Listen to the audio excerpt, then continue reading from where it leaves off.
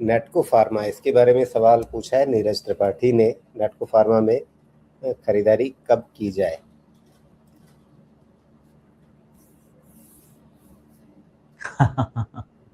नेटको pharma तो एकदम नाटा हो गया भाई, गिर गिर के लंबाई बहुत हाँ, कम लेकिन हो गई बीच है इसकी। में फार्मा सेक्टर को लेकर के मुझे ध्यान है आप शायद पॉजिटिव व्यू लेकर के चल रहे थे कि हाँ, ये ठीक होता हुआ दिख रहा है। मैं अभी भी पॉजिटिव हूँ। फार्मा में मैंने वेट बढ़ाया भी है, और फार्मा में मैं डेफिनेशन भी बताऊं। फार्मा मतलब फार्मा प्लस हेल्थ केयर, सब लेना है उसमें। उसमें आपको फार्मा कंपनीज लेनी है, उसमें हॉस्पिटल्स लेने हैं, उसमें डायग्नोस्टिक लेने हैं, उसमें रिटेल लेना है, ये सब का मिक्स बनाना है। क्योंकि ये क्या है कि आप नॉर्मली देखेंगे कि हर हॉस्पिटल जो है, जो छोटू वाला है, एक रीजनल है, वो अपने रीजन से बाहर निकलने की कोशिश कर रहा है। और जो अपार्ट फ्रॉम दैट सब अपना 10% बेड कैपेसिटी हर साल बढ़ाए जा रहे हैं, सब अपने मार्जिन को इम्प्रूव करने की कोशिश कर रहे हैं, वो भी आप देख रहे हैं। तो फार्मा तो मुझे अभी लगता है कि कम से कम अगले बुल रन तक के लिए पोर्टफोलियो का पार्ट होना ही चाहिए। बिकॉज फार्मा में कुछ कंपोनेंट ऐसे हैं, जैसे मैं बात करूं अगर डायग्नोस्टिक की, जैसे मैं बात करूं फार्मा रिटेल की, ये सब आपके एक्चुअली ग्रोथ सेक्टर में आ जाएंगे। तो उस तरह का भी इसमें है। अब उसमें नेटको की क्या परेशानी है वो तो पता नहीं है, कुछ ना कुछ तो इसमें आया होगा पक्का न्यूज़, जिसके कारण ये गिर गया है। अदरवाइज फार्मा पे मैं नेगेटिव नहीं हूँ राजीव जी, फार्मा पे मैं अभी भी पॉजिटिव हूँ। आपसे बात करते करते मैं जरा फार्मा सेक्टर इंडेक्स भी देख लूँ। नहीं, कोई खराबी नहीं है इंडेक्स में। हाँ, मेरा व्यू तो ये है ना, अगले बुल रन तक फार्मा का कोई इशू नहीं होना चाहिए, मेरा अंदाजा ऐसा रहेगा। जी, लेकिन ये जो नेटको फार्मा गिरा है, क्या ये सीधा-सीधा रिजल्ट इम्पैक्ट है? हाँ, ये तो मैंने ट्रैक नहीं किया है, देख लेते हैं ऐट को।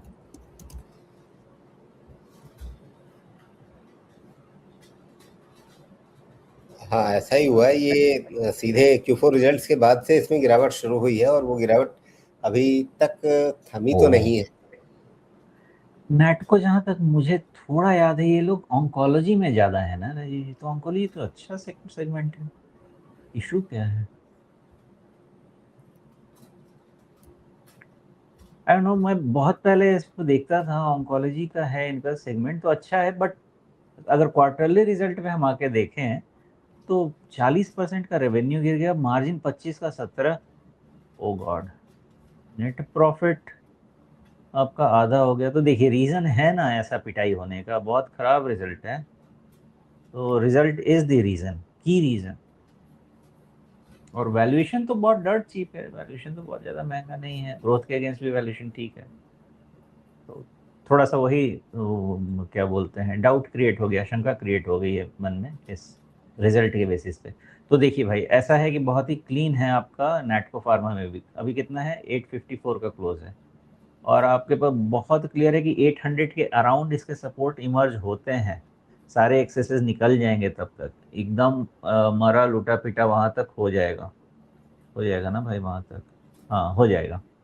तो वहां पे आप इसकी असेसमेंट करें। अभी downside is not over yet, may be थोड़े बहुत बाउंसेस होंगे, बट इस केस में होता ये है कि हमको फाइनल बॉटम को ही लेके चलना पड़ता है। तो 800 780 ये सब रेंज के बॉटम को लेके चलना पड़ेगा, और फिर रिजल्ट में कोई इंप्रूवमेंट होता है कि नहीं वो देखना पड़ेगा। जी, लेकिन इस कंपनी के सेल्स के पैटर्न को आप देखिए, मतलब कोई कंसिस्टेंसी नहीं है। इसके पीछे क्या कारण दिखता है आपको? मतलब कभी भी इसका सेल्स कभी क्वार्टर ऑन क्वार्टर 25% गिर जाता है, कभी घट के आधा हो जाता है। तो मुझे आइडिया नहीं है इसका। अम, इनका सेगमेंट में इतना वोलेटिलिटी रेवेन्यू का क्यों है? मैंने बहुत पहले इसको ट्रैक किया है जी, ऑफ लेट मुझे इसका बहुत पता नहीं है क्या कर रहे हैं लोग। इतना जरूर मुझे याद था कि इनका मेन ऑन्कोलॉजी पे फोकस था, और का मुझे ज्यादा याद नहीं है अभी इस पे। जी, तो फिलहाल क्या लग रहा है, ये जो अभी मार पड़ी है, ये 800 के आसपास रुकेगी क्या? हम्म वहां पे तो पहुंचा ही देंगे इसको मारपीट के, ऐसा लग रहा है।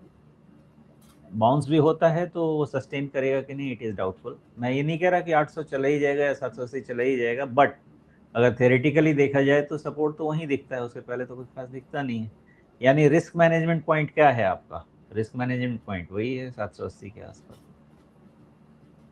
जी, 780 के आसपास रिस्क मैनेजमेंट पॉइंट आप कह रहे हैं।